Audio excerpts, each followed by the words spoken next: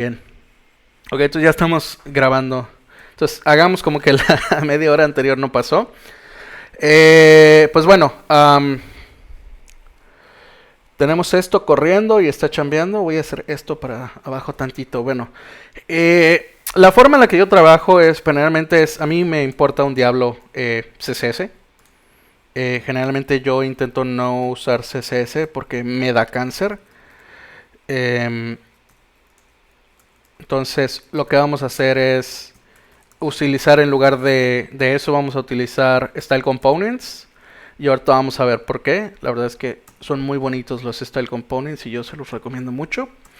Pero primero nos vamos a deshacer de todo lo que trae la aplicación de React que no nos interesa. AppCSS no me interesa. AppTest TSX no me interesa. SetupTest no me interesa. React. Ok. Nada de esto me interesa. Ok, la terminal ya no está llorando. Ok, y está funcionando aquí. Hello. Entonces vamos a activar modo tableta para que podamos verlo. Galaxy S5. Lo primero obviamente es el Normalize CSS. Para los que no hagan front y no sepan mucho del tema. Básicamente cada navegador tiene su propio... aplica sus propios estilos a cada... aplica sus propios estilos. Entonces esto genera inconsistencia a la hora de escribir CSS. Entonces Normalize lo único que hace es aplicar unos estilos a ciertos elementos para que haya un estilo uniforme en todos los navegadores y hasta ahí. Y ya, a partir de eso ya podemos empezar a chambear. Entonces, lo primero va a ser instalar Style Components. Vamos a hacerle caso a Komoto. Y vamos a agregar Style Components. Para quienes no hayan trabajado con Style Components, son una chulada. Básicamente te permite crear estilos de React, componentes de React, con estilos ya aplicados, utilizando esta sintaxis de template string de JavaScript. Tiene cosas muy bonitas como por ejemplo Dynamic Styles a partir de props.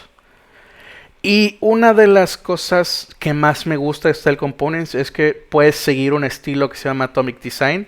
Si ustedes tienen menos de 24 años y todavía están en la plena juventud, hace ya unos cuantos años un vato llamado Brad Frost inventó este concepto detrás de cómo organizar nuestros componentes a la hora de diseñar un sistema de estilos que también es aplicable a CSS y demás, ¿no? Entonces la idea es tener elementos básicos llamados átomos, que son nuestras unidades mínimas. Y al juntar estos átomos con otros átomos generamos moléculas. Lo cool de esto es que puedes tener los mismos átomos y reordenarlas de mis diferentes formas, de manera que termines con diferentes moléculas a pesar de que tienes los mismos átomos. Y bueno, si juntas moléculas obtienes organismos, y a partir de organismos usas templates, y a partir de templates tienes páginas. Cuiden su lenguaje, si no van. Prefiero instalar dependencias on the go, on the fly. Principalmente porque prefiero tratar de instalar lo mínimo necesario para empezar a chambear en lugar de tratar de comerme el mundo y tratar de prevenir muchas cosas a futuro. La sobreoptimización es la raíz de todos los males, como dirían por ahí, ¿no? Seguiré jugando Luigi's Mansion mientras escucho al señor Mitch. Nice. El reboot de Bootstrap. El reboot de Bootstrap también está chido. Bueno, cualquier Normalize chambea. Al final del día solo es para que se vea... A la verga los tests. Es nada más para que se vea. 15 mensajes eliminados por el moderador. Al final del día es solo para que se vea uniforme. Vaya. Entonces, este es un ejemplo, ¿no? Tienes átomos. Tu label, tu label es una molécula. Un átomo. Tu input es otro átomo. Y tu botón es otro átomo. Y estos átomos tienen sus estilos en sí mismos. No dependen del contexto como tal para que tengan estos estilos. Entonces, una molécula sería en este caso una search bar en la que tienes tres átomos y generas una molécula. Si nosotros pusiéramos este botón de este lado, del lado izquierdo, y pusiéramos la barra, el label abajo, técnicamente serían otra molécula, ¿no? Y obviamente tienes los organismos, que es básicamente esto de acá, son varias moléculas, ¿no? Aquí tienes un logo, y aquí tienes un search bar, y aquí tienes información de profile, y aquí tienes tus tabs, ¿no? Entonces lo mismo aquí con Tumblr, tienes tu logo, tienes tu navegación, tienes tu search bar, y aquí tienes en Twitter tu navegación, tu search bar, tu configuración, ¿no? Entonces se entiende el contexto. Y esto de templates es un legacy de cuando la gente todavía renderizaba HTML del lado del backend, ¿no? Entonces, no hay que hacerle mucho caso, ¿no? Y pages en el equivalente hoy en día con React serían como rutas, o como views, como tal, ¿no? Entonces este vato comenzó este rollo de Atomic Design y hoy en día en diseño permeó bastante. Literal tengo diseñadores que me pasan sus archivos y literal lo tienen separado por moléculas, componentes y templates y demás, y organismos. Entonces se puede trasladar bastante bien al mundo de desarrollo. Entonces, para trabajar esta parte de la arquitectura de los ficheros, a mí me gusta trabajar por features. Entonces, en este caso, nuestra tarea de GitLab de Trello, ¿dónde estás? Nos dice que tenemos que trabajar en Register Book, ¿no?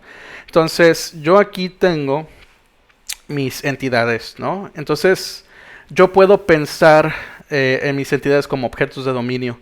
Entonces puedo separar mi aplicación por objetos de dominio. Generalmente la forma en la que yo lo hago es genero un fichero por cada entidad. Entonces en este caso podría ser books. Y podría tener un fichero llamado borrowings, préstamos. Y podría tener un fichero llamado friends, ¿no? Entonces de momento vamos a tener solo books. Y dentro de books voy a tener tres ficheros. Uno llamado atoms. Otro llamado molecules y otro llamado views. Entonces, dentro de los átomos, dentro del fichero de los átomos vamos a tener solo componentes que nosotros generemos utilizando style components. ¿Ok? Y van a tener generalmente esta forma: const button igual styled.a o punto el tag que sea y sus estilos, ¿no? Las moléculas pues generalmente van a ser componentes que importen los átomos y los agrupen de cierta forma. Las moléculas pueden recibir props igual que los átomos, porque los átomos pueden tener, estilos dinámicos con base en las propiedades. Y generalmente lo que yo hago es tener un router en cada fichero. Entonces dentro del router lo que vamos a hacer es exponer una instancia de React Router.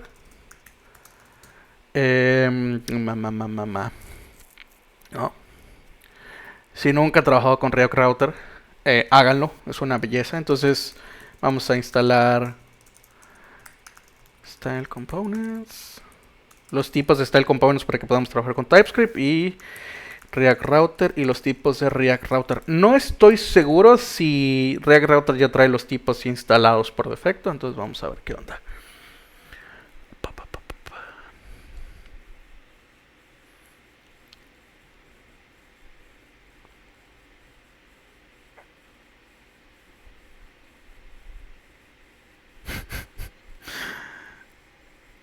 ¿Cómo siento la diferencia entre NPM y Yarn? Personalmente a mí me gusta más Yarn. Es más rápido. Y no tengo que escribir run para ciertas cosas, ¿no? NPM run, whatever. Puedo simplemente hacer Yarn, algún comando y se acabó. Pero más allá de eso, no siento diferencia alguna. Yo recomendaría siempre utilizar Yarn. Y yo siempre recomendaría que se mantengan heterogéneos a la hora de desarrollar. Es decir, si todo el equipo va a usar, si van a decir que van a usar Yarn, pues que todo el equipo utilice Yarn, porque si no, luego genera problemas con las dependencias y con node modules. Y bueno, ya saben, no tengo que decirles cómo funciona esto. Ok, entonces vamos a importar I think it's browser router as router. Aunque creo que tengo retraso del bueno, porque creo que instalé React Router cuando debí haber instalado React Router DOM. Entonces vamos a agregar React Router DOM y vamos a importar route. Pero esta es la versión 5. Ok, sí. Ok, entonces vamos a rs. Vamos a importar también switch. De esta forma. Y pues aquí simplemente voy a exportar un componente llamado ¿cómo se llama? Books Router. De esta forma. Y esto lo que va a hacer es exportar un router de React Router. Y vamos a poner aquí una ruta dentro de un switch. Y lo de toda la vida. De esta forma. A ver, ¿qué están spameando en el chat?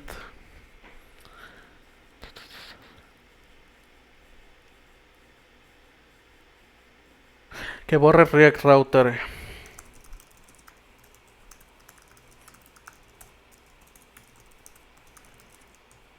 A ver, de esta forma. Cool. Ok. La misma va Sofía todos los días.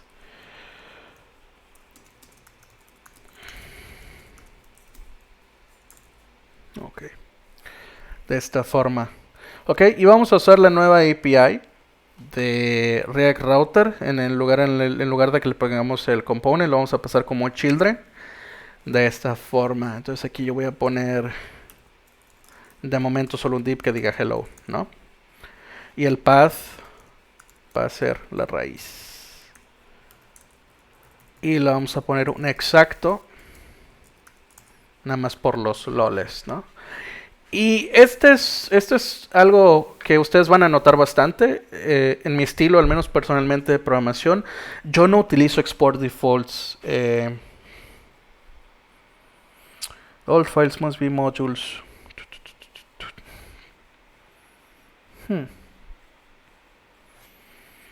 Eso es nuevo.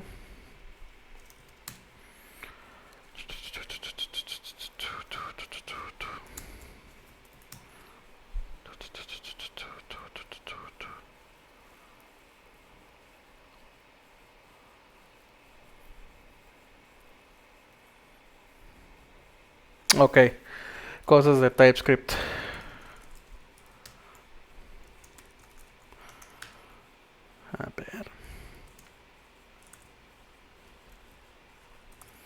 A ver si así deja de llorar.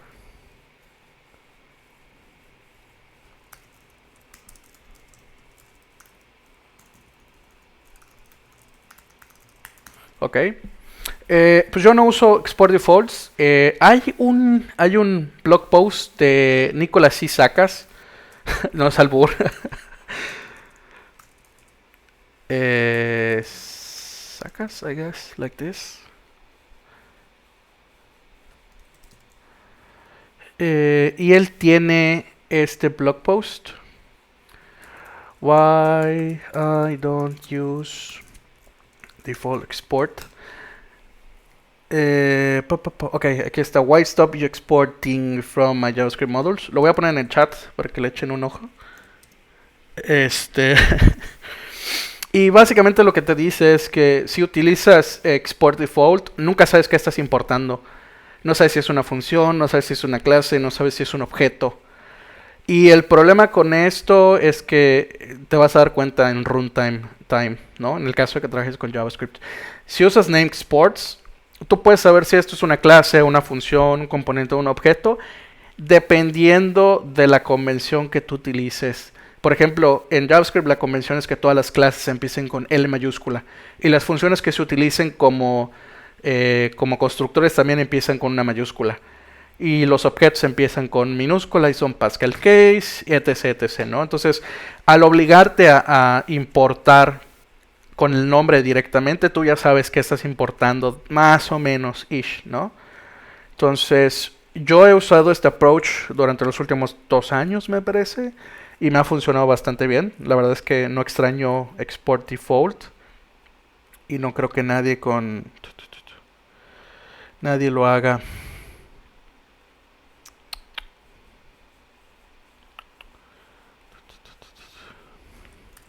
Ok. No, entonces, esto es algo que van a notar bastante en mi estilo de programación. Si ustedes han cambiado en LMS, lo van a notar también. Ok, y está funcionando, ¿no? Entonces, la idea es que el router, siempre expongamos un router a partir de cada módulo.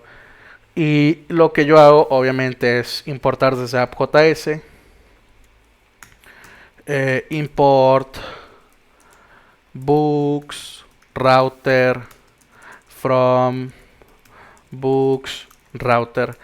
Generalmente yo no utilizo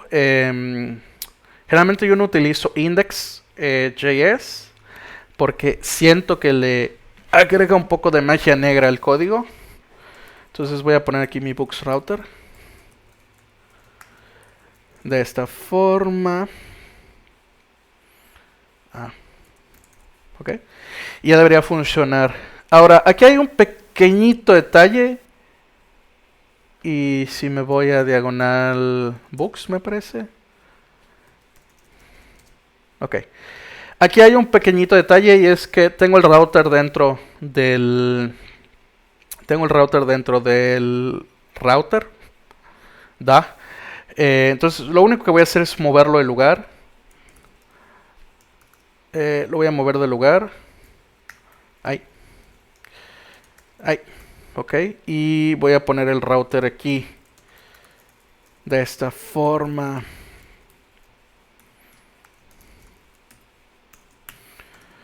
Y voy a mover esto de acá. Me voy a ignorar. Voy a quitar a este vato de acá. Voy a quitar a este vato de acá. Y voy a quitar esto de acá.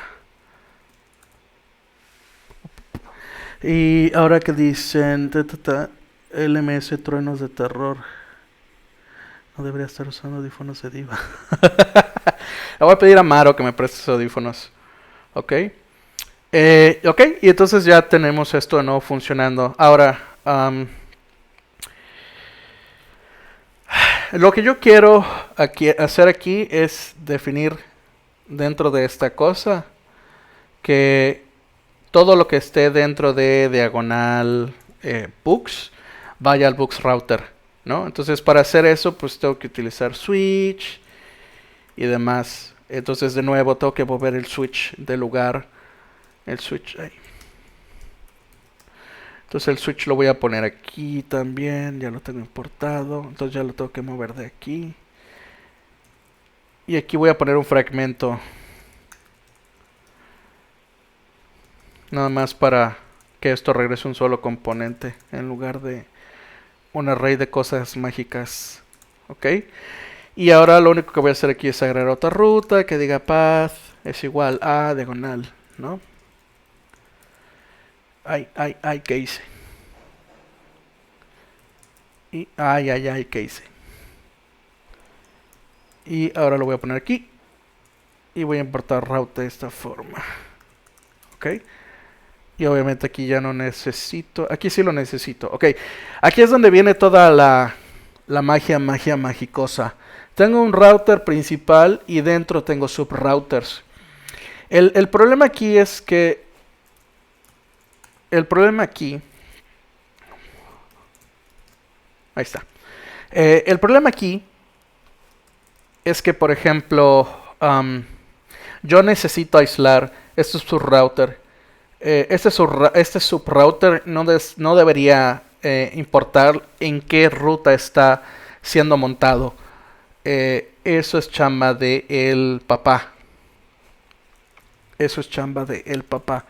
Entonces, lo que voy a hacer es utilizar algo que se llama path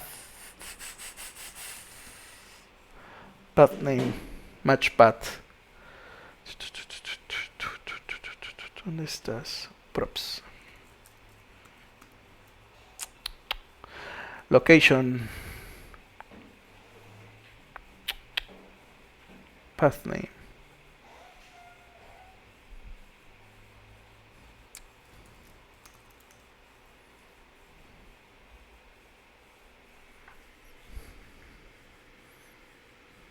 Y si es huérfano.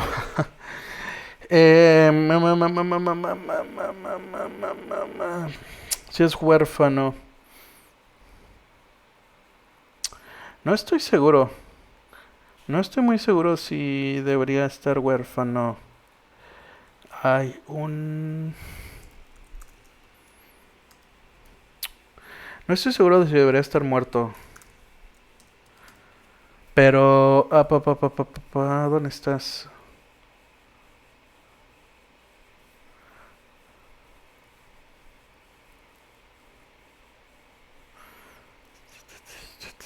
Bueno, no me acuerdo ahorita cómo se llamaba. Entonces lo vamos a dejar así de momento, ¿no? Entonces, React Router para la navegación. Tenemos un router principal que nos permite montar y desmontar aplicaciones donde se nos dé la gana. Y tenemos un subrouter por cada entidad. Y cada entidad tiene un átomo, una molécula, una vista. Entonces, dentro de las vistas voy a agregar register book. Y le voy a poner view.tsx, ¿no? Entonces lo mismo de toda la vida. Import todo as React from React.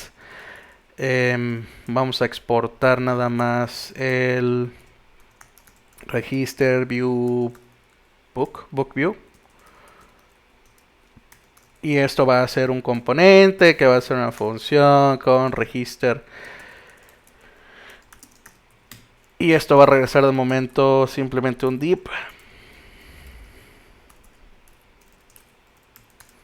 que diga register. Y bueno, dentro de nuestro router importamos de nuevo con el name de import register book view from views register book view. Y lo vamos a montar aquí. De esta forma. Y vamos a ver. Are you?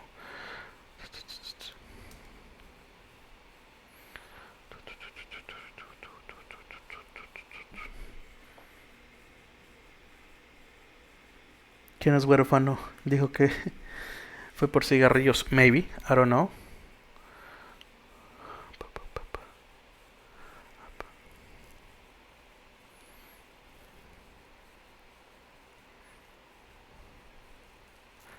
Dijo que iba por cigarrillos, I guess. Huh.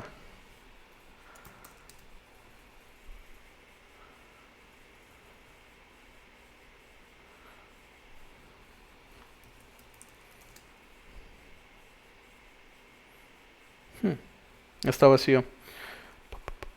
Books routed, books, bad books. Register book view. Register book view, register book view.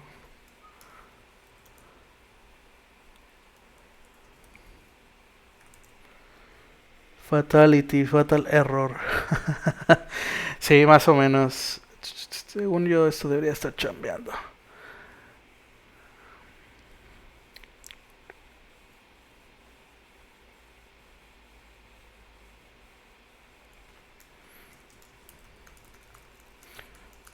A ver si entra esta ruta. Sí, entra la ruta. Le voy a quitar el exact.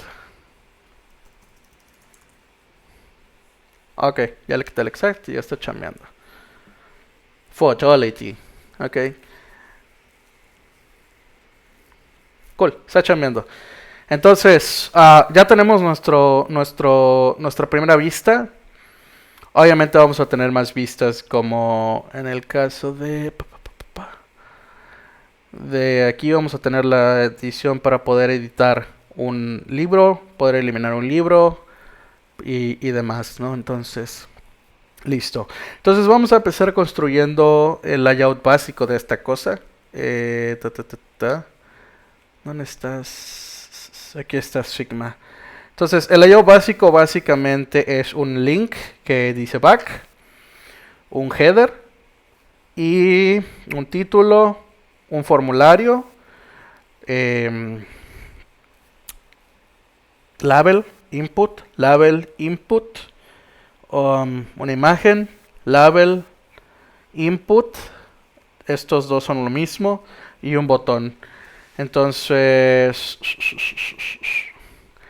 generalmente la forma en lo que yo lo hago es simplemente primero ir estableciendo el layout en HTML y después ver cuáles son componentes y ver si están repetidos o si necesito crear nuevos componentes. Entonces necesito una navegación, una barra de navegación, y necesito un link. Este link va a ser el link de React Router para que podamos redirigir y que nuestro routing siga funcionando y no esté llorando. Entonces va a redirigir de momento a diagonal raíz. Y y aquí vamos a tener el texto back de esta forma. Y después vamos a tener, creo que podemos poner un article.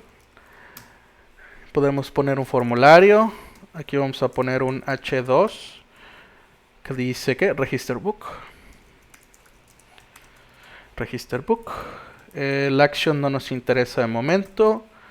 Y aquí podemos tener un label, HTML4, en este caso sería nombre, HTML4 y sería para book name.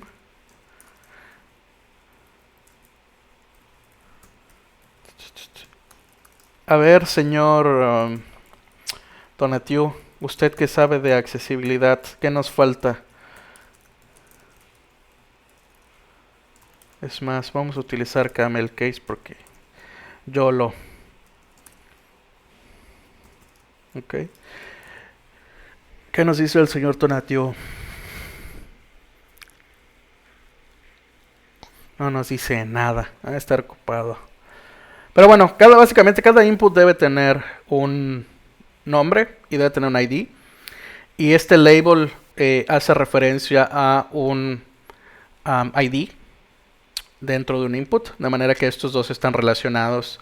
Si te quieres ahorrar el HTML4, pues tomas el input y lo pones dentro del label y con eso ya están asociados.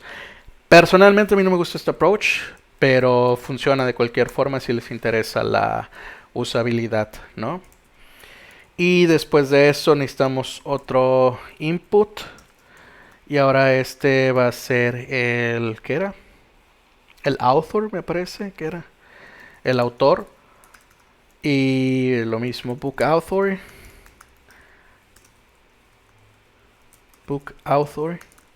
Lo mismo va a ser un texto. Y obviamente va a ser requerido. De manera que si nosotros no proveemos de un valor, el formulario no se va a gatillar. Entonces vamos a ponerle un botón que diga register. De esta forma. Y de momento nos vamos a saltar esta parte del componente que hace el select image. Por cuestiones de tiempo, ¿no? Fatality. Ok. Entonces, ya tenemos la estructura básica de nuestro HTML. De hecho, este aquí se ve hermoso. Me pone muy cachondo. Si lo de register, pues me manda los datos y no quiero que haga eso. Entonces, ya definimos de entrada ciertas reglas. Acordamos que íbamos a utilizar un sistema de grid de 8 puntos. Y esta es una de las cosas bonitas que me gusta de utilizar. Que me gusta de utilizar Style Components es que puedes tener variables y mixins como en Sass y Less y otros. Entonces, generalmente yo lo que tengo es un fichero styles y después tengo un fichero base. Y dentro de este fichero tengo cosas como colores. Y tengo un fichero llamado unidades, un archivo, disculpen, llamado unidades, que también va a estar dentro de Base. Pero de momento nos vamos a enfocar, ay, ¿qué hice? Pero de momento nos vamos a enfocar solo en los colores, que es lo que me interesa. Entonces vamos a exportar un color llamado Primary Blue, que va a ser una constante, y vamos a almacenar un valor hexadecimal que va a representar este color de aquí.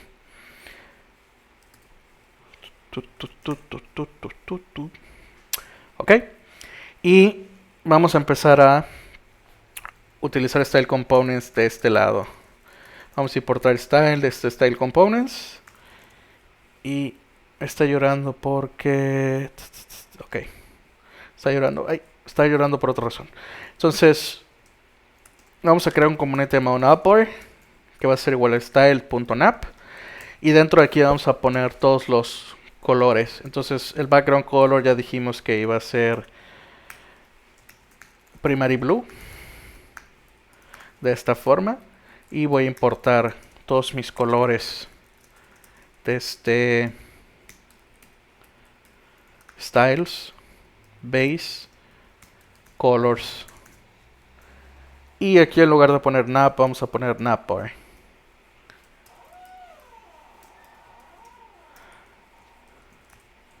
De esta forma.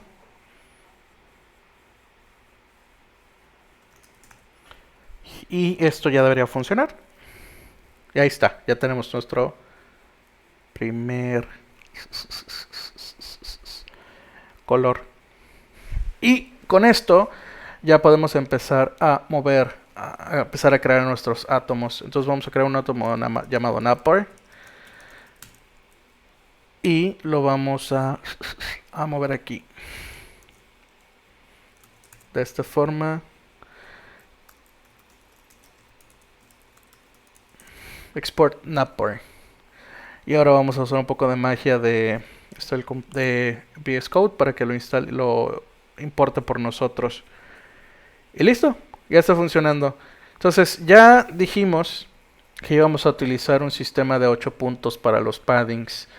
Entonces en este caso me parece que estos son 16 píxeles, que sería el equivalente a un rem. Entonces vamos a poner un box sizing, border box, y le vamos a poner un padding de un rem, donde un rem es el tamaño de fuente raíz del HTML, que generalmente en los navegadores es 16 píxeles. Y ¡pop! Ya tenemos este de aquí. Ya tenemos nuestro primer componente. Ahora, aquí hay un pequeño detalle, y es que nosotros ya tenemos un link que nos provee React Router. Pixel to Rem. Qué bello. Rem. Por eso Rem. ¿Por qué Rem? Bien, existen unidades relativas y existen unidades absolutas. Una unidad absoluta sería, por ejemplo, los puntos y los píxeles. El problema con los puntos y los píxeles y con los PCs es que cada pantalla tiene diferentes tipos de píxeles. Algunos tienen una densidad mayor tiene una densidad mayor.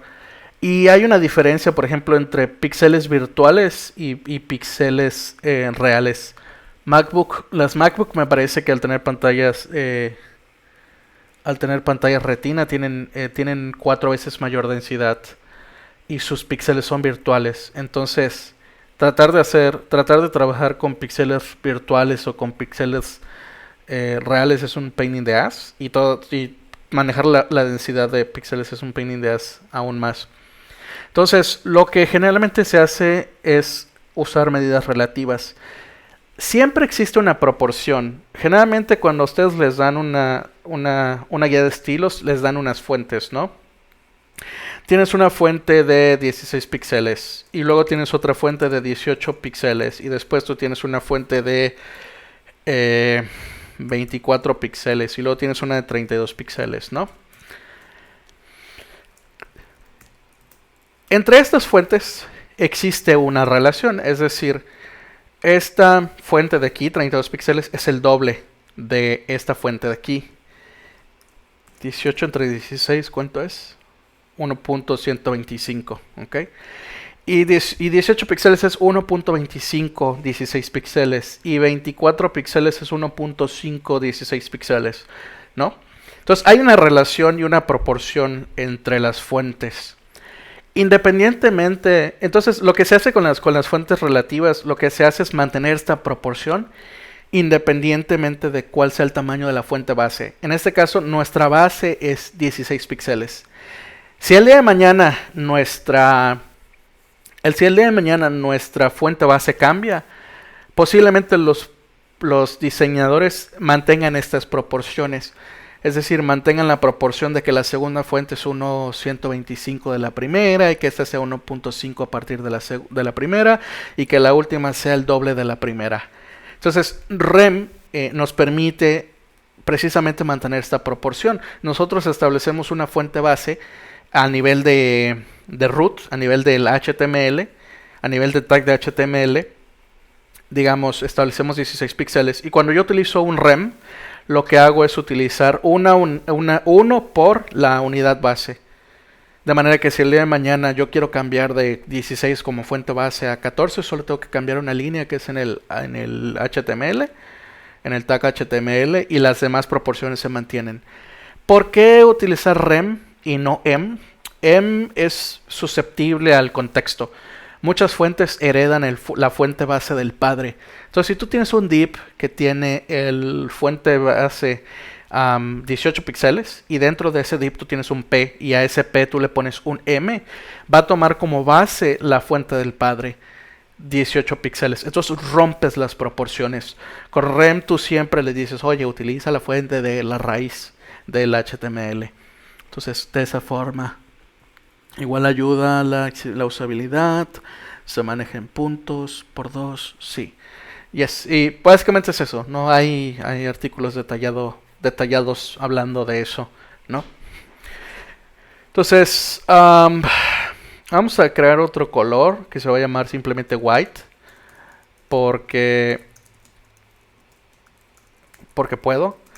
Y eso es algo bastante curioso, el por qué tener variables como white y demás. Hay estudios de usabilidad que dicen que si vas a utilizar blanco para textos, no sea el blanco más blanco, que sería el FFF, porque es más difícil de leer que si tú utilizaras un blanco un poco más grisáceo, más oscuro. Lo mismo con el negro. Los estudios de usabilidad dicen que si vas a utilizar texto negro, que no sea el negro más negro y sea el 00, sino que sea un tono un poco más claro. Entonces, la idea es, ok, sí vamos a tener una variable blanca, pero este blanco no va a ser tan blanco, pero va a ser nuestro blanco de referencia. Pero como como a mí me da flojera hacer eso, pues simplemente vamos a usar el blanco más blanco, ¿no? Y vamos a tener un negro para los textos, ¿no? Black text. Y de hecho yo ya lo tengo por aquí. ¿Dónde estás? Aquí estás. Entonces este negro, si se dan cuenta, no es el negro más negro de todos los negros. De hecho, esta es mi paleta de colores. No es el negro más negro que existe. Si se dan cuenta, está como un poquito grisáceo. Y es por este rollo de la usabilidad y bla bla bla bla bla, ¿no? Entonces vamos a tener un black text. Y aquí es donde los flashbacks de Vietnam van a regresar para Joaquín. Y generalmente yo intento, Black Text Matters, aquí lo que yo intento es mantener todo lo que sea posible ordenado lexicográficamente o alfabéticamente. Black Text Matters. Principalmente para que sea más fácil de encontrar, ¿no? Entonces, tenemos dos opciones. La primera opción es que nosotros hagamos un wrapper encima de este link. o crear un nuevo componente. Style Components nos permite hacer ambas, pero lo que vamos a hacer es crear un nuevo link y lo vamos a llamar Anchor. Nosotros lo que hacemos es llamar a la función styled y en lugar de decirle punto algún tag, le pasamos un componente. Y lo que va a hacer es aplicar los estilos que nosotros coloquemos en este template string a este link y lo va a regresar como un componente. Entonces vamos a decir que el color de esto va a ser igual a colors.white.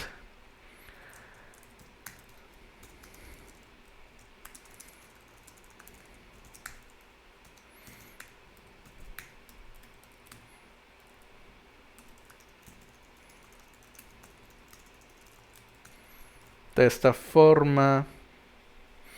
Y aquí vamos a usar Anchor de esta forma.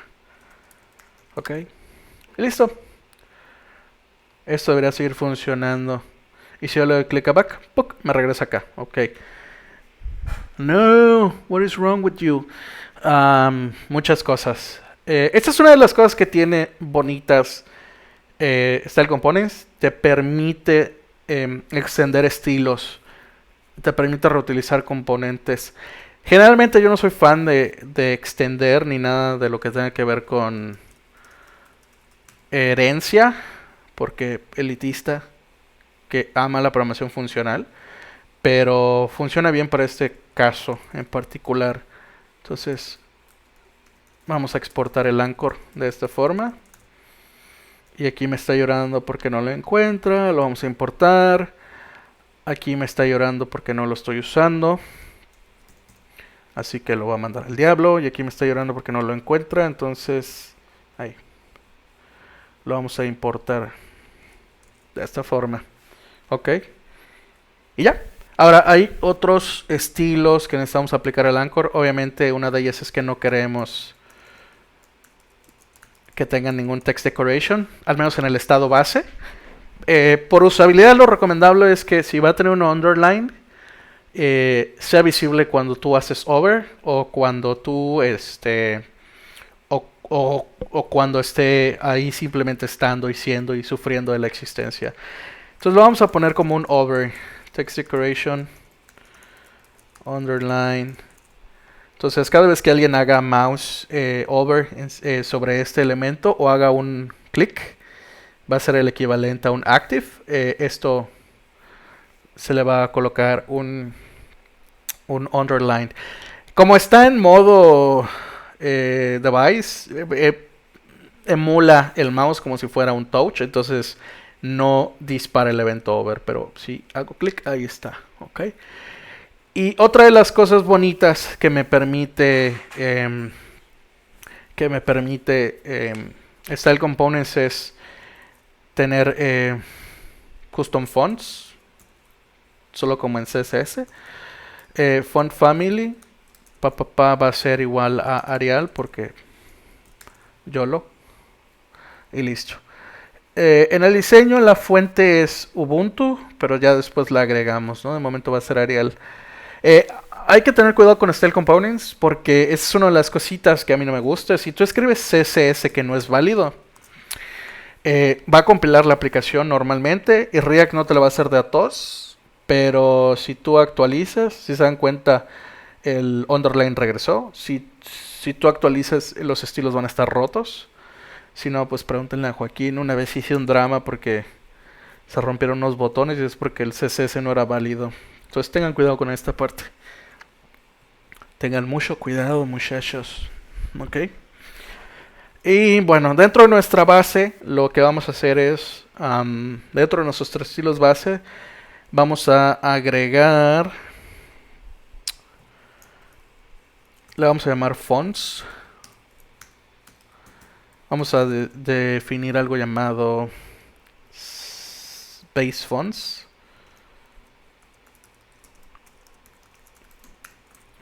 Y vamos a exportarla. Bien. Generalmente hay algo que se llaman save fonts, que es básicamente la lista de fuentes que vienen instaladas en todos los navegadores. De hecho pueden googlear la lista, ¿no? La lista de webpoints. Y la idea es que las fuentes se aplican de izquierda a derecha. Yo puedo tener aquí una lista de fuentes, ¿no? Ubuntu, Arial. Si no encuentra Ubuntu, va a aplicar la de la derecha, ¿no? Si no encuentra la de la derecha, pues se va a la siguiente de la derecha, ¿no? Hasta que abarca todas las fuentes. Si no encuentra ninguna de las fuentes a las que tú estás haciendo referencia, aplica la que trae por defecto el navegador. Entonces, de momento vamos a poner Ubuntu y como fallback o como safety net, vamos a poner Arial. De manera que si no encuentro Ubuntu, pues va a aplicar Arial. Y vamos a tener algo llamado text fonts. Y aquí de momento vamos a dejar Ubuntu y vamos a dejar Arial. Muchas veces los diseñadores van a utilizar varias fuentes a la hora de diseñar. La recomendación es que no se utilicen más de 3 fuentes por página, porque genera cierta disonancia, pero digo, a mí no me consta. Entonces generalmente se tiene una fuente base que es para todos los textos y se tienen luego otras fuentes para headlines o viceversa, ¿no? Se tiene una fuente base para todo y luego uno específico para el texto. Entonces lo vamos a dejar así de momento. Hay un plugin para eso, ¿no? ¿Para qué cosa, Joaquín?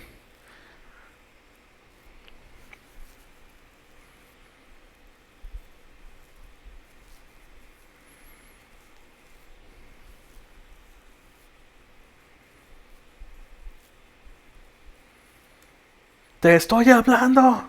Style Components. Pero plugin para qué o qué? Para evitar los errores de CSS.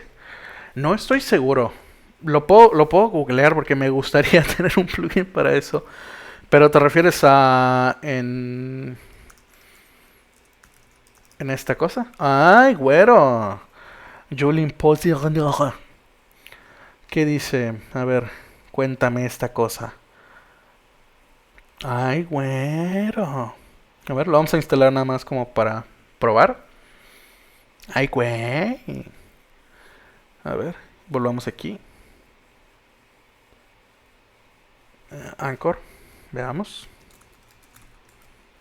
Ay, güero. ¿Por qué me haces esto? Vaya, vaya. Muchas gracias, Joaquín. Esto sí me late. Pero ya con que te diga que tienes medio un retrasito y que la estás cajeteando ya con eso, ¿no? Ok. Ok, y con estos dos componentes, con estos dos átomos, ya podemos hacer nuestra primer molécula. Entonces, vamos a crear una molécula llamada BACNAPOR, porque no se me ocurre otro mejor nombre. Y este BACNAPOR lo único que va a hacer es regresarte. Es más, le vamos a poner. Bueno, como sea, este BACNAPOR lo único que va a hacer es redirigirte de vuelta a la página anterior. Entonces vamos a importar todo desde React como React. Y vamos a crear un componente llamado BACNAPOR. En este momento creo que este componente es un overkill, pero es nada más como para explicar el concepto detrás de las moléculas. Y esto lo único que va a hacer es regresar estos dos vatos de aquí. De esta forma. Y obviamente va a llorar. Y le voy a decir que agregue todo. Y vamos a decirle que importe este. Y le vamos a decir que ya no va a necesitar este. De esta forma. Y pop, sigue funcionando. Ahora, lo bonito que tienen los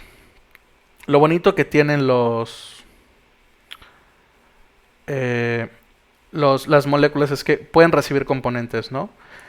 Entonces lo vamos a poner un flag llamado back2 y le vamos a poner esto. Y ahora esto me va a llorar y me va a decir, oye, BACNAPOR no tiene definido este prop. tienes que, por favor, definirlo. Entonces vamos a ir a nuestro backnapper. Y aquí es donde vamos a empezar a usar un poco de la magia de TypeScript. TypeScript lo que hace es reemplazar,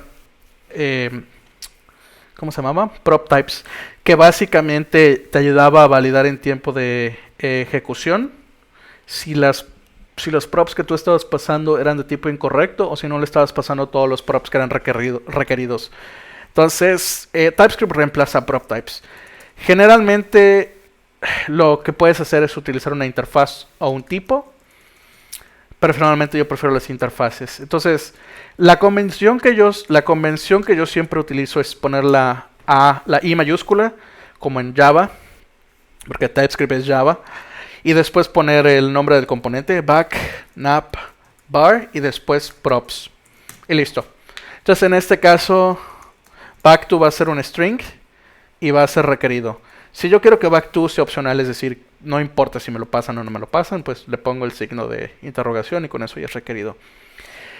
Pero entonces la pregunta es, ahora, ¿cómo le digo entonces a backNapBar que haga type checking utilizando esta interfaz? Pues sencillo, utilizamos un poco de magia de genéricos y decimos react.fc. FC es por Functional Component, de hecho podrían decir Function Component, pero FC queda más bonito. Y le pasan la interfaz o el tipo. Y ahora lo que va a hacer es hacer type checking de esto en tiempo de compilación. Y los props, pues ya no necesitamos agregarle los tipos. Aquí simplemente podemos decir back2. Y pop, pasarlo de esta forma. ¿Listo? Con esto ya debería no llorar nuestro coso. Ajá, no está llorando. Le doy F5. Y sigue funcionando. Ok. Entonces, ya tenemos nuestra primera molécula que utiliza estos dos átomos que nosotros definimos aquí. C#, C mamut. C#. ¿Alguna duda hasta aquí, muchachos? ¿Les está gustando esto del Styled Components? ¿Los pone cachondos? Sí, ¿dónde está mi beso? Ok. Esto lo estoy grabando, entonces va a ir a YouTube, les aviso. Bola de cochinos. Ok. Aún no me siento convencido. ¿De qué no te sientes convencido, como todo? More.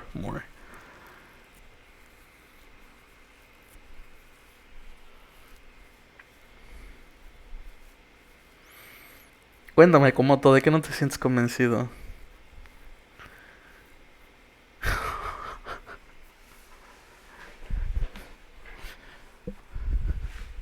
Styles y JS. Ok. Te voy a dar una sola razón por la que a mí me gusta Style Components y por la que yo no regresaría a escribir CSS puro y duro. Plano. Ok. ¿Ves esto de aquí? ¿Lo ves? ¿Te prende? Deja algo más grande esto. ¿Ves esto de aquí? Ok. Esto de aquí es una clase de CSS. Webpack y Style Components lo que hace es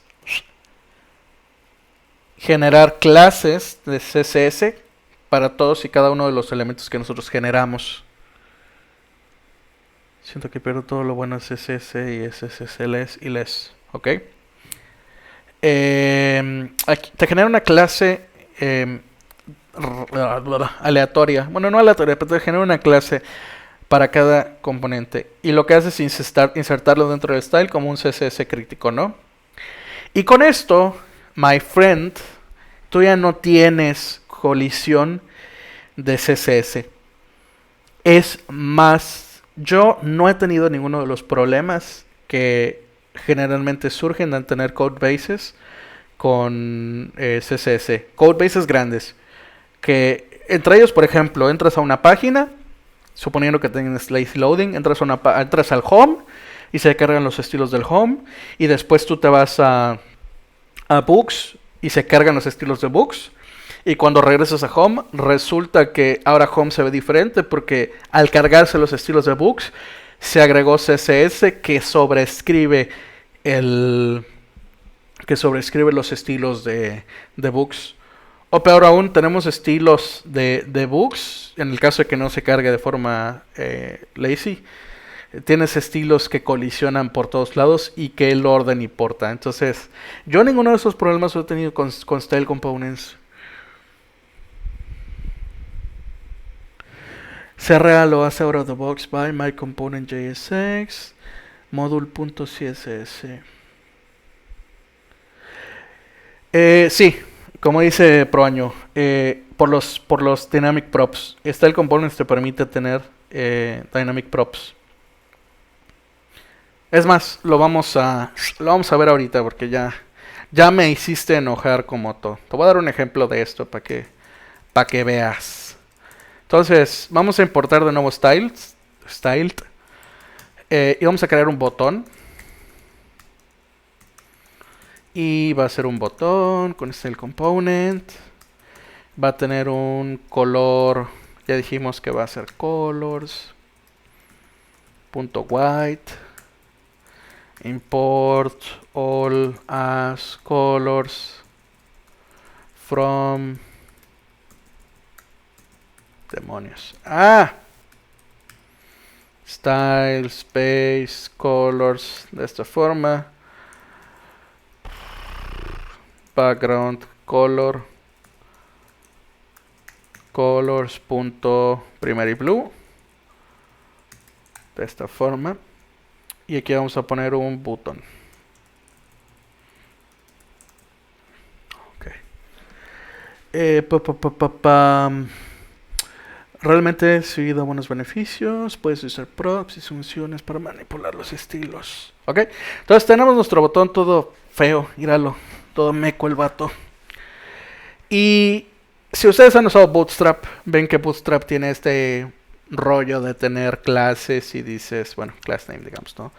Y tienes BTN, y tienes BTN primary, y tienes BTN black o BTN secondary, ¿no? Nosotros podemos tener el mismo comportamiento, solo que pasando props. Entonces, en este caso, generalmente yo lo que hago es poner una variante y pongo button variant y pongo primary, por ejemplo. Entonces, obviamente tengo que definir qué rayos es button variant, ¿no? Entonces, generalmente lo que yo hago es definir un enum button variant y decir, oye, este va a ser primary, secondary, ghost, disabled o whatever, ¿no? De momento va a ser solo primario. Y aquí voy a definir una interfaz. Interface I button props, como ya lo hicimos anteriormente. Y vamos a decir que esto va a recibir una variante. Va a ser de forma opcional. Y esta va a ser de tipo button variant. Esto es muy redundante. Esto de aquí y esto de aquí y esto de aquí. Podría ser un string o podrían simplemente utilizar, digamos, primary o secondary y pasar un string realmente, ¿no? Pero yo lo hago de esta forma porque es un poco más es un poco más reusable en ciertos aspectos. Poco menos flexible, pero más reusable. Y bueno, ahora solo le digo aquí, oye, usa esta interfaz y hazme type checking de este relajo, ¿no? Entonces ahora el type checker ya no me está llorando. Entonces, vamos a ver qué dice en el chat. Nada. Entonces, lo que voy a hacer aquí es definir una función llamado background color. Y esta función lo que va a hacer es tomar una variante de tipo button variant. Y aquí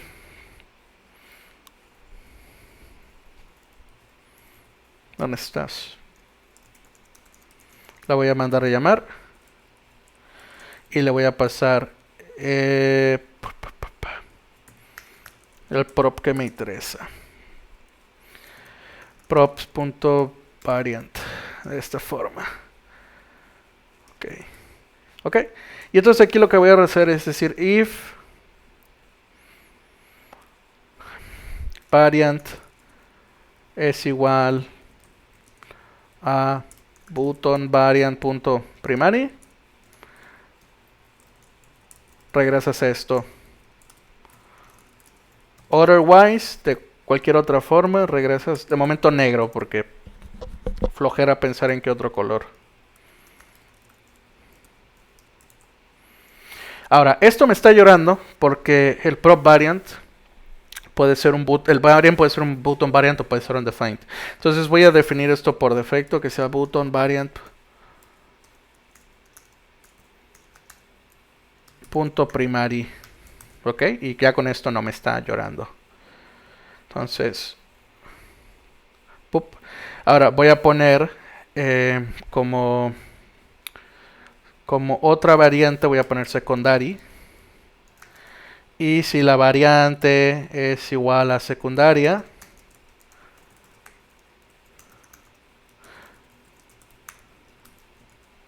pues voy a regresar entonces, no sé, otro color. 2, 4, 6. Que no sé si ese sea un color válido. Y aquí voy a pasar secondary de esta forma. Y ¡pum! Listo. Ahora voy a hacer por defecto, obviamente, la variante. Voy a hacer que por defecto sea primario si nosotros no pasamos nada. De momento estoy pasando secundaria. Si yo no paso nada, es decir, si yo elimino esto de aquí, por defecto esto va a ser un botón primario. Ok. ¿Tiene sentido?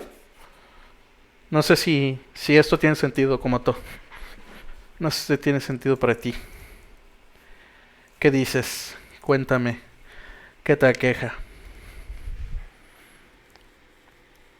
¿No? ¿No te convence? O sea, es bastante boilerplate. O sea, para ser honesto, esto es como bastante boilerplate. Pero lo puedes utilizar otras técnicas, ¿no? Pero este es como el principio detrás. De hecho voy a crear un átomo llamado botón. Y voy a mover todo esto de aquí. Voy a moverlo todo. Lo voy a pegar aquí. Voy a cortar esto también porque no nos interesa. Aquí. Lo voy a poner aquí. Voy a exportar el enum. Y voy a exportar la interfaz. No voy a exportar la interfaz. Pero nada más voy a exportar el botón. De esta forma. Ok. Y aquí obviamente esto va a llorar y me va a decir, oye, no estás importando lo que necesito. Y ya tenemos otro átomo, ya tenemos otro botón, ¿no? De esta forma. Obviamente hay que arreglar ciertas cosas, ¿no? Como que el font family, ¿qué hice?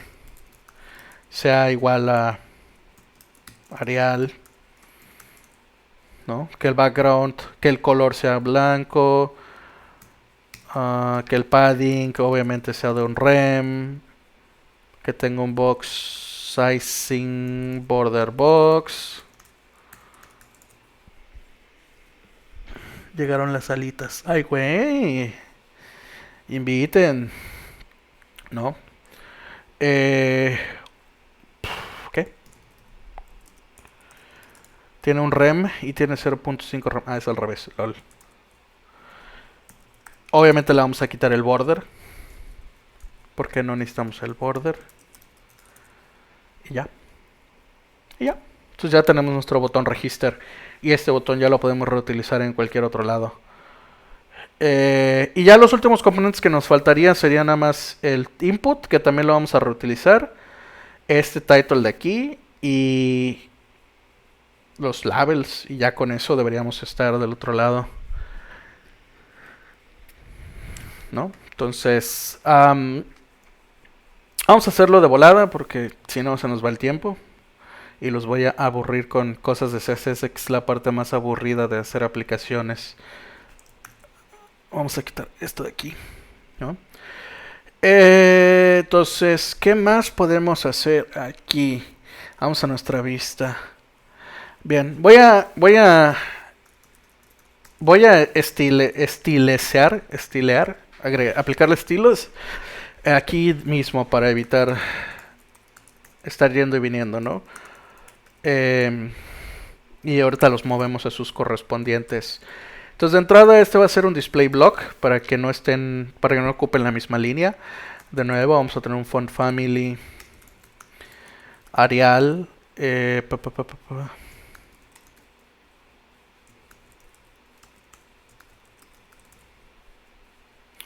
Achis. ¿A qué hora se fue? El HTML4.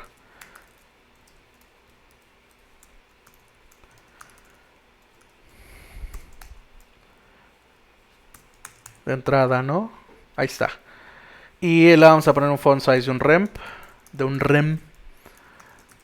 Para que no haya problema. Y ya. Y ahora vamos con los inputs.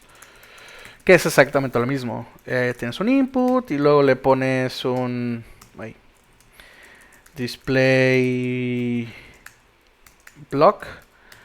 Va a tener un width del 100%. Es decir, va a ocupar todo el espacio disponible. Va a tener un background color. Va a tener un background color transparente. El border de momento no me interesa. Lo que sí me interesa es que tenga un box sizing border box, porque voy a ponerle un padding de 0.5 rem, me parece. Y yo creo que con eso ya debería estar del otro lado. Required. Ok, ya están nuestros inputs más o menos estilizados. Voy a crear un border gray solo para tenerlo como referencia. Es este acá.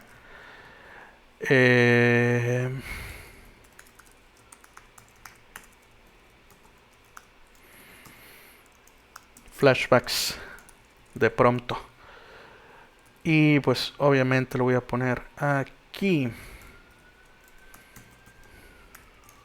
De esta forma.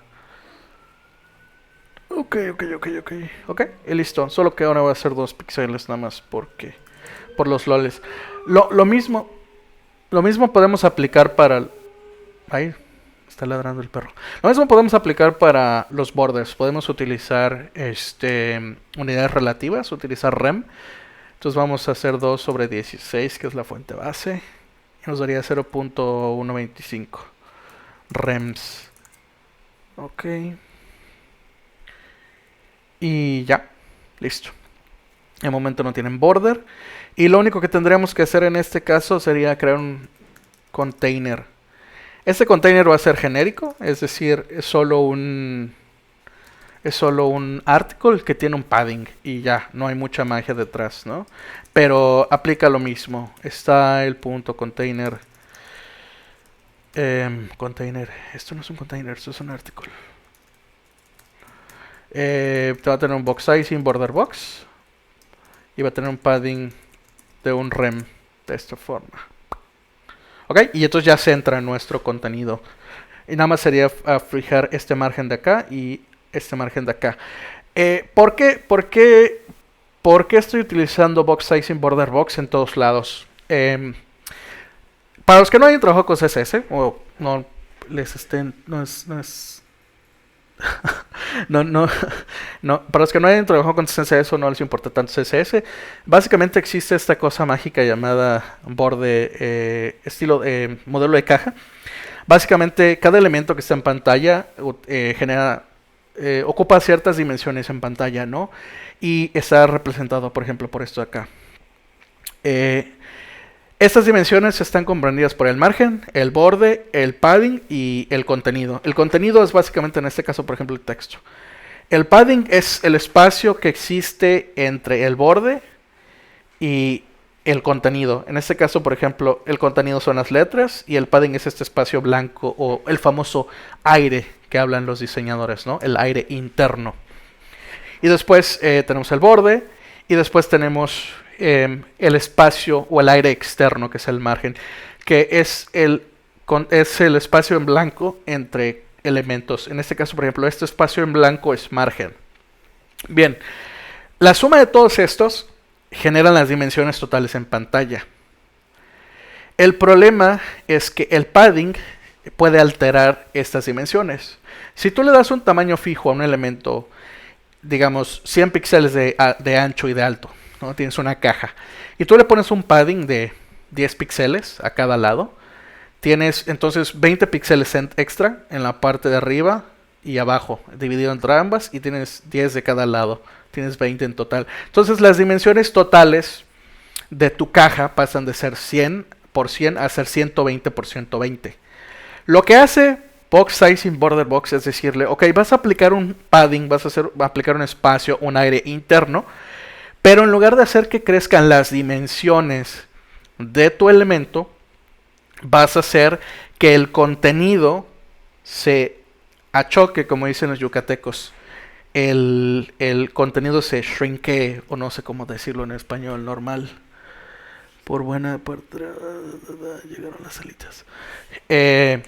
Y básicamente es eso, ¿no? Es para evitar que nuestros elementos ocupen más espacio del necesario. Está chido eso. Simón, está chido. Por defecto, el box sizing es content box, que es, ok, si tiene padding haz que crezca. Y en este caso, pues con border box decimos no crezcas, solo achoque el contenido o shrinkéalo o arrempújalo, no sé cómo decirlo en español.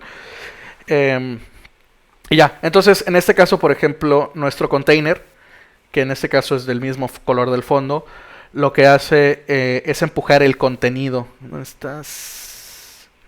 Aquí, ¿no? Ven que esa línea verde, pues es el padding, es el área interna. Entonces lo que hace es empujar el contenido para evitar que el contenedor crezca. ¿Ok? Bien, y ya, eso es todo, básicamente. De momento. La última cosa que quiero ya como tocar, porque a esta vista todavía le faltan estilos y demás, es toda la parte de formularios. React tiene una forma muy curiosa de manejar formularios. Existen básicamente dos tipos de formularios. Los formularios controlados y los formularios no controlados. Un formulario no controlado es este de aquí, por ejemplo. Nosotros no le pasamos lógica por ningún lado, ¿no? De manera que el formulario se va a comportar como se comportaría normalmente. Cuando yo le doy register, esto lo que va a hacer es triggerear o gatillar un evento que se va a llamar submit. Y lo que va a hacer es tratar de mandar una petición. En este caso es una petición de tipo get por defecto y los datos del formulario se van a mandar dentro de la URL. El formulario básicamente se maneja solo, es empoderado, independiente, no necesita un nombre que lo controle, ¿no? Pero nosotros podemos volverlo un formulario controlado. Y básicamente para hacer eso lo que tenemos que hacer es pasarle a todos los inputs dos propiedades. Una, un valor. Y la segunda, un handler para el evento change. Ok. Entonces, en este caso, por ejemplo, le pasé ambos valores. Y aquí están. Y si yo escribo, no sucede nada. Y esto es debido a que el formulario está intentando triggerar el evento onChange, pero React hijackea ese onChange. Y como el valor es fijo, cuando yo cambio el valor del formulario, ese valor se mantiene. Entonces, para evitar eso, hay que pasar un onChange. Generalmente la convención es pasar un evento como prop y el nombre de la función que maneje ese evento, pues empezar en lugar de con on, empiece con change. Hay muchas formas de hacer esto. La primera es obtener el nombre del evento de esta forma. Event.target. Cada evento tiene un target. El target es el elemento sobre el cual el evento está siendo está ocurriendo. Entonces obtenemos el nombre de este input, que en este caso sería bookname, y nosotros lo único que hacemos es actualizar esa propiedad. Ahora, el detalle aquí está en que nosotros no sabemos el problema aquí es que no estamos almacenando este valor en ningún lado. Entonces vamos a utilizar hooks porque YOLO, y vamos a decir bookname, update bookname, react.useState,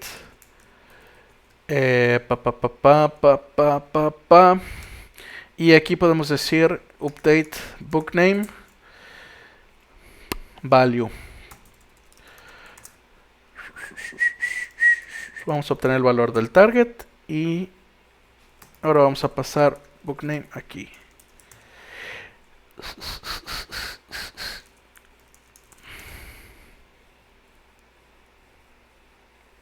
Ok, listo. De momento vamos a poner un any aquí para que no esté llorando, ¿no? Pero como regla general jamás usen any. ¿No recomiendas los hooks?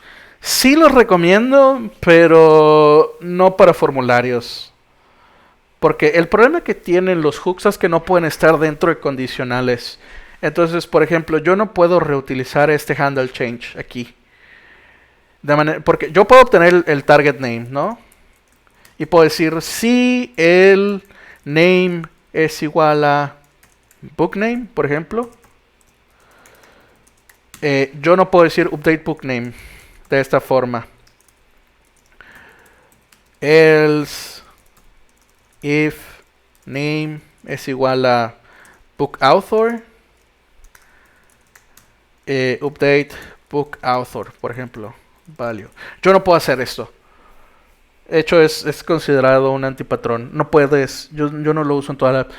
no puedes tener hooks, update de hooks dentro de condicionales. Entonces, este handle change, por cada una de estos inputs, yo tengo que tener un handler. Entonces, no puedo reutilizar todo el código como a mí me gustaría. Voy a quitar esto. Esto no me interesa. De esta forma. Entonces, yo lo que voy a necesitar entonces es tener un handle change bookname. De esta forma. Para manejar este en particular. ¿Sí es? No tiene el mismo nombre.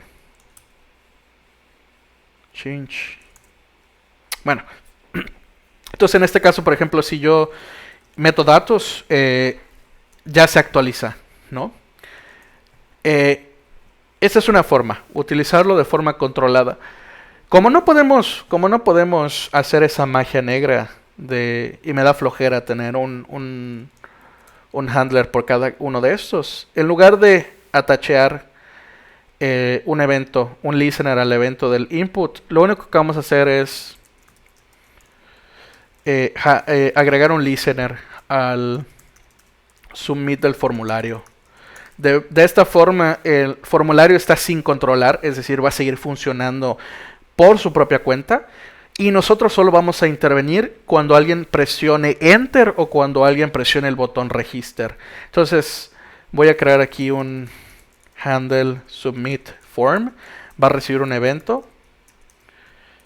De momento el evento va a ser de tipo any para que TypeScript no me esté llorando. Pero del evento yo puedo obtener un target. Y este target es este formulario.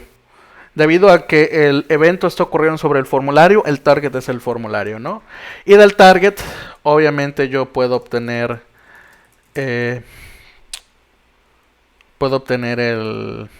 book name por nombre y puedo obtener el book author por nombre de esta forma. Y bueno, de aquí ya puedo obtener los valores, ¿no? Puedo hacer un console log de book name, value, book author, value. Ahora, Hay que tener cuidado porque el comportamiento por defecto de este formulario es hacer una petición. Entonces hay que simplemente prevenir el comportamiento por defecto del formulario como lo haríamos en JavaScript normal y decir, ¿sabes qué, formulario? No mandes la petición, simplemente quédate esperando a ejecutar el resto del código. Voy a quitar este value de aquí para que este ya no sea controlado. Entonces puedo hacer esto, lo de register y aquí veo en la consola que obtengo los valores. Lo voy a hacer más grande. Aquí lo obtengo. Ok. Use reducer. Sí, podrías usar use reducer para evitar tener estos dos funciones. Pero personalmente para mí utilizar Redux para formularios es un overkill. El 90% de las veces yo recomendaría utilizar formularios no controlados, dejar que el formulario haga su magia y solo intervenir cuando los datos, cuando submitean el formulario necesitas los datos. Cuando yo usaría un formulario controlado, cuando yo necesito hacer validaciones en tiempo real o cuando yo necesito aplicar máscaras, ¿no? No sé si han visto que, por ejemplo, ciertos formularios pones los números de esta forma y automáticamente te pone los guiones o automáticamente te pone los paréntesis, ¿no? Esto se hace a través de una máscara. Entonces, estos son los únicos dos casos en los que yo recomendaría utilizar formularios controlados. Si no necesitas hacer validaciones en tiempo real y si no necesitas máscaras, deja que el formulario haga su magia. Y no uses use reducer, por favor. Respétate un poquito. ¿Qué demonios estoy escuchando? Death Stranding, lol. Respétate un poquito, ¿ok? Entonces, aquí lo único que faltaría sería hacer la petición a la API. Que de momento, digo, ya no nos da tiempo, ya llegamos 1:50. Entonces yo creo que con esto ya avanzamos ¿no? Ya avanzamos pero podemos dejarlo por aquí. Lo único que yo haría sería ahorita meter esto en componentes, en átomos y demás, para tenerlo un poco más limpio. Y crear el register title o el heading para esto de aquí. Y ya con eso lo dejaremos del otro lado. Entonces, ¿cuáles son las validaciones que son en tiempo real? ¿Cómo se llama esta cosa?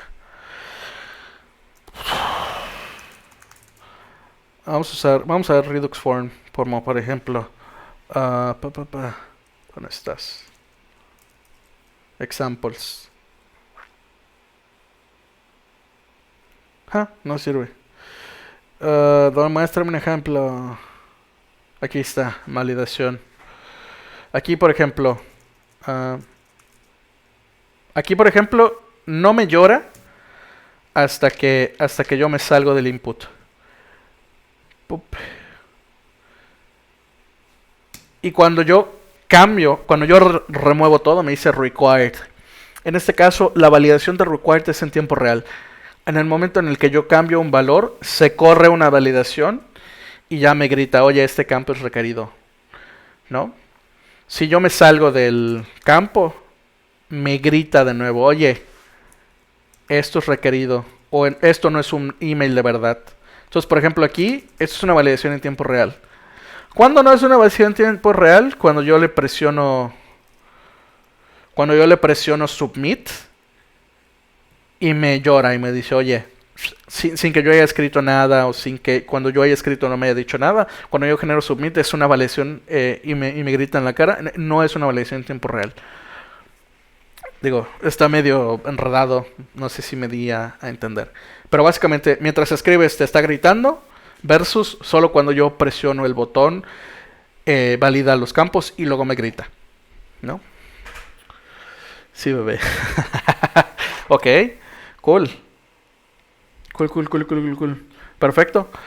Digo, nos quedan 10 minutos, no sé si quieran hablar de algo.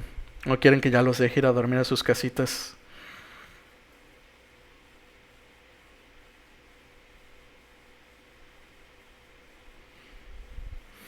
Yo digo que Komoto se invita a los tacos. Cuenta algo cagado. Cuenta la historia de la mayonesa. Ah, sushi. No sé si esto me lo vayan a permitir en YouTube, pero va, no hay problema. Giveaway de tacos. Ok, se los voy a explicar porque es una historia muy graciosa. Cuando yo estaba en la universidad anduve de chairo una temporada, ¿no? Anduve en un movimiento estudiantil y estaba de chairo, ¿no? Y tomamos la escuela, no voy a decir la escuela porque cosas de la vida, ¿no? Tomamos la escuela y estábamos haciendo guardias, ¿no? Y nosotros íbamos cada X tiempo al gimnasio porque necesitamos bañarnos. Está bien que seamos revoltosos, pero no mugrosos. Y enfrente de la escuela había unas oficinas de una dependencia de gobierno, de estas que dan casas, no sé si era el Insabi o una de esas, ¿no? Y los policías, pues más o menos ya nos topaban porque salían y entraban, abrían el portón y demás. Y ellos nos veían pasar, entrar y salir. Y un día, unos vatos se metieron a cochar en el gimnasio y cerraron la puerta por dentro. Y nosotros no sabíamos que ellos estaban adentro cocheando en las regaderas. Entonces estábamos intentando forzar la puerta con unas tarjetas de crédito y credenciales y demás, ¿no? Y los policías salieron a abrir el portón para que saliera un coche y vieron que estábamos tratando de forzar el portón y se quedaron afuera viendo qué estábamos haciendo, ¿no?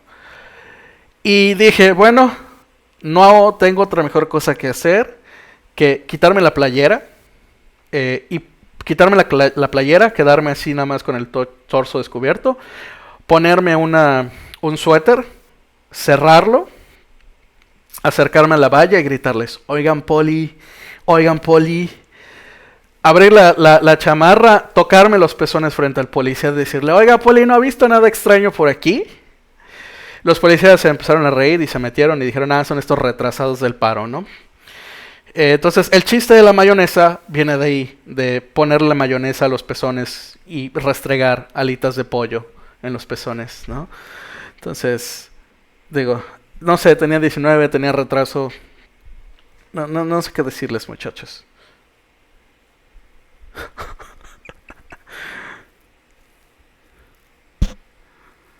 Y ya. Pero obviamente la mayonesa tiene que ser McCormick, porque Hellmann's está bien fea. Entonces, ojito. No. Y ya. ¿Quién sabe? Ave Pinelo es Es iOS, ¿verdad? Es Abraham Pinelo. Ya, es que. Tengo retraso, perdón. iOS. Sí, no, prefieres que te digan Campeche.